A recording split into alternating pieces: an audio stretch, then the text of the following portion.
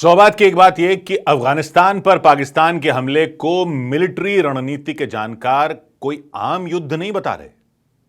कई war expert मानते हैं कि यह साफ दिखा रहा है कि पाकिस्तान को फिर से आर्मी ही पूरी तरह चला रही है, यानी आसिम मुनीर ही चला रहे हैं। नहीं तो दुनिया में जब इतनी बड़ी जंग छिड़ी हुई है और तेल गैस का संकट खड़ा है, उस माहौल में पाकिस्तान ने अफगानिस्तान पर हमला क्यों कर दिया? जब पहले ही महंगाई और गरीबी झेल रहा हो देश और तेल की कीमतों में आग लग रही हो, तो कौन सा ऐसा देश खुद ही नई जंग छेड़ देगा?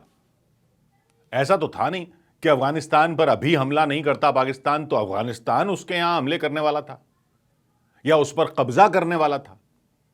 वो तो कोई परमाणु बम भी नहीं बना रहा था, जैसा ईरान के लिए ट्रंप कहते रहते हैं। और अगर तहरीक तालिबान पाकिस्तान को समर्थन देने की बात थी, तो वो आरोप कोई आज से तो लगा नहीं रहा पाकिस्तान। तो फिर ऐसा क्या हुआ कि रमजान के दौरान ही अपने पड़ोसी इस्लामी भाई पर बम बरसा दिए पाकिस्तान ने और अस्पताल में सैकड़ों लोग मार दिए, अस्पताल पर हमला कर दिया। वैसे तो आसिम मुनीर बड़ी डींगे हाँकते रहते हैं कि पाकिस्तान बना ही था दुनिया भर के मुसलमानों की अगुवाई करने के लिए, और अफगानिस्तान के तालिबान खड़े किसने किए थे, उनको हथियार किसने दिए थे, उनको ट्रेनिंग किसने दी थी? इसी पाकिस्तानी आर्मी ने ही खड़ा किया था ना तालिबान को। अब उन्हीं पर बम क्यों बरसा दिए? तो एक्सपर्ट कह रहे हैं जो पाकिस्तान कह रहा है उस पर मत जाओ। पाकिस्तान जो कहता है वो इतिहास में कब सच निकला है। जानकारों का मानना है कि ये और कुछ नहीं है, ये क्लासिक मिलिट्री रणनीति है जिसको कहते हैं डायवर्जनरी वॉर थ्योरी। डायवर्जनरी वॉर वो जनरल छेड़ता है जो सब तरफ से घिर जाता है और चारों तरफ की आग से निकलने का उसको कोई और रास्ता नहीं दिखता। क्योंकि जो 1-2 साल से आसिम मुनीर सारी तिकड़म भिड़ा रहे थे, वो सारी तिकड़म तो फेल हो गई। फेल क्या हो गई? उनके गले की फांस बन गई। पहले पाकिस्तान के बारे में कहा जाता था कि पाकिस्तान को 3 ए चलाते हैं। कौन से 3 ए? अल्लाह, अमेरिका और आर्मी। और अब 3 और ए का फंदा खड़ा हो गया है, ए फॉर आसिम मुनीर के सामने। ये नए ए हैं अरब, आयतुल्ला और अफगान। सितंबर 2025 में, यानी पिछले साल ही, पाकिस्तान ने सऊदी अरब के साथ रक्षा पैक्ट साइन कर लिया था। उसमें यह था कि किसी एक पर हमला हुआ तो दूसरे पर भी हमला माना जाएगा, यानी बिल्कुल नेटो जैसा। और इसका वहां के मीडिया में गुणगान भी यही किया जा रहा था कि इस्लामी नेटो बन रहा है, इसमें तुर्की भी जुड़ेगा। और आसिम मुनीर अपनी नई फील्ड मार्शल की वर्दी में वो 2.5 दर्जन बिल्ले लटकाकर ऐसे इतरा रहे थे जैसे सब इस्लामी देशों की सेना उनके हाथ में आ गई हो। पाकिस्तान वाले उम्मा उम्मा की बहुत बात करते रहते हैं कि सब दुनिया के मुसलमान जो हैं वो एक समुदाय है, एक उम्मा है। तो ये रक्षा समझौता साइन करके भी उम्मा उम्मा हो रहा था। लेकिन सऊदी अरब पर पहला ही हमला हो गया ईरान का। आसिम मुनीर की 2 चीजें गुम हो गई। ईरान ने हमला कर दिया तो 2 चीजें उनकी गुम हो गई, एक थी सिट्टी, दूसरी थी पिट्टी। दोनों गुम हो गई। सऊदी अरब को तो कह रहा था आप टेंशन ना लो, कोई हमला होगा तो हम हमला कर देंगे, पाकिस्तान ये कह रहा था। लेकिन ये थोड़ा ही सोचा था कि ईरान कर देगा हमला, और वो भी इतनी जल्दी ये दिन आ जाएगा। ईरान के साथ तो पाकिस्तान की 900 किलोमीटर लंबी सीमा है, बॉर्डर है, और पाकिस्तान में अच्छी खासी आबादी है शिया मुसलमानों की, लगभग 2 करोड़ हैं। और वो ईरान के आयतुल्लाहों को अपना धर्मगुरु मानते हैं। अगर पाकिस्तान ईरान के खिलाफ खुलकर लड़ाई में उतरा तो घर में दंगे फसाद होने का खतरा है। इसके अलावा बलूचिस्तान का मसला है, जो बॉर्डर है ईरान का, उस साइड ईरान का भी बलूचिस्तान है, इधर पाकिस्तान का बलूचिस्तान है, उस तरफ ईरान का बलूचिस्तान है।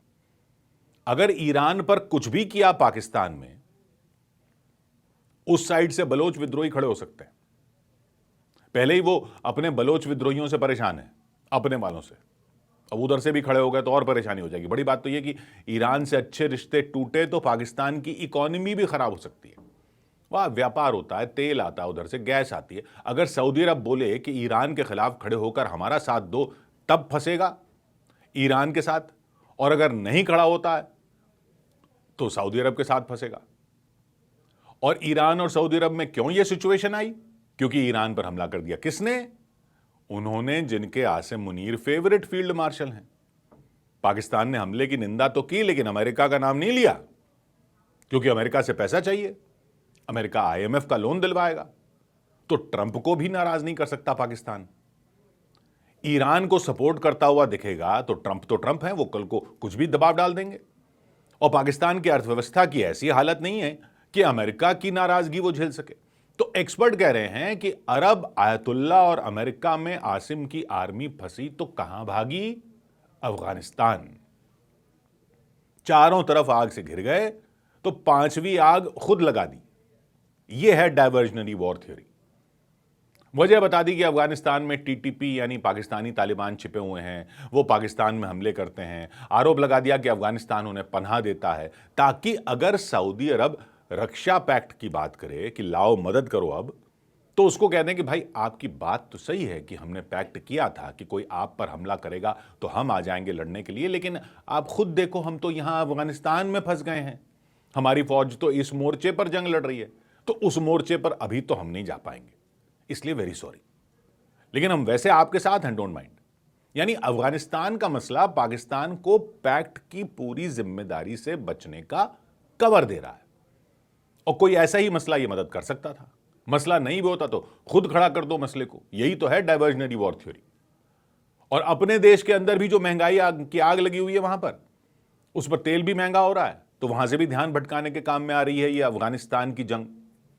पाकिस्तान में आयतुल्ला खामनेई के मारे जाने के बाद जगह जगह प्रदर्शन हो गए थे कई शिया इलाकों में, और जैसे जैसे ईरान पर अमेरिका के हमले बढ़ते जा रहे थे तो लोगों में रोष भी बढ़ता जा रहा था पाकिस्तान में कि हम ट्रंप के बोर्ड ऑफ पीस में क्यों बैठे हुए हैं।